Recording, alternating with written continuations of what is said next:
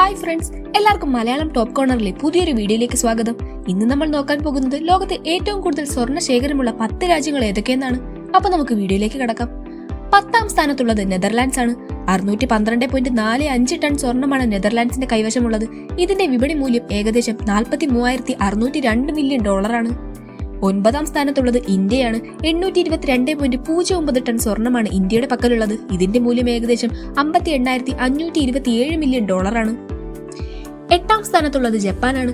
ഏകദേശം $60,227 മില്യൺ മൂല്യം വരുന്ന 845.97 ടൺ സ്വർണ്ണമാണ് ജപ്പാന്റെ കൈവശമുള്ളത്.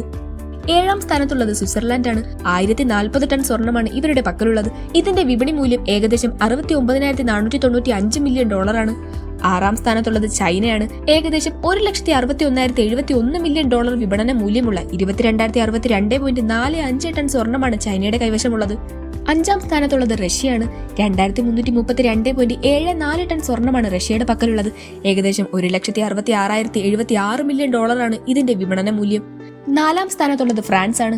ഏകദേശം $1,73,492 മില്യൺ മൂല്യമുള്ള 2,436.88 ടൺ സ്വർണ്ണമാണ് ഫ്രാൻസിന്റെ കൈവശമുള്ളത്. 3ാം സ്ഥാനത്തുള്ളത് ഇറ്റലിയാണ്. 2,451.84 ടൺ സ്വർണ്ണമാണ് ഇറ്റലിയുടെ പക്കലുള്ളത്. ഏകദേശം $1,74,555 മില്യൺ ആണ് ഇതിന്റെ വിപണന മൂല്യം. 2ാം സ്ഥാനത്തുള്ളത് ജർമ്മനിയാണ്. ഏകദേശം $2,38,662 മില്യൺ മൂല്യം വരുന്ന 3,352.65 ടൺ സ്വർണ്ണമാണ് ജർമ്മനിയുടെ കൈവശമുള്ളത്. 1ാം സ്ഥാനത്തുള്ള ഏറ്റവും അധികം സ്വർണം കൈവശമുള്ള രാജ്യം USA ആണ്. 8,133.45 ടൺ സ്വർണ്ണമാണ് USA കൈവശമുള്ളത്. ഇതിന്റെ വിപണന മൂല്യം ഏകദേശം $5,79,050 മില്യൺ ആണ്. അപ്പോൾ ഇതൊക്കെയാണ് ലോകത്ത് ഏറ്റവും കൂടുതൽ സ്വർണ്ണ ശേഖരമുള്ള ആദ്യ 10 രാജ്യങ്ങൾ. വീഡിയോ ഇഷ്ടമെങ്കിൽ ലൈക്കും ഷെയറും ചെയ്യൂ. ഇതുപോലുള്ള ഇൻട്രസ്റ്റിംഗ് വീഡിയോകൾക്കായി ചാനൽ ഇപ്പോൾ തന്നെ സബ്സ്ക്രൈബ് ചെയ്യൂ. അപ്പോൾ അടുത്തൊരു വീഡിയോയുമായി വീണ്ടും കാണാം. Good bye.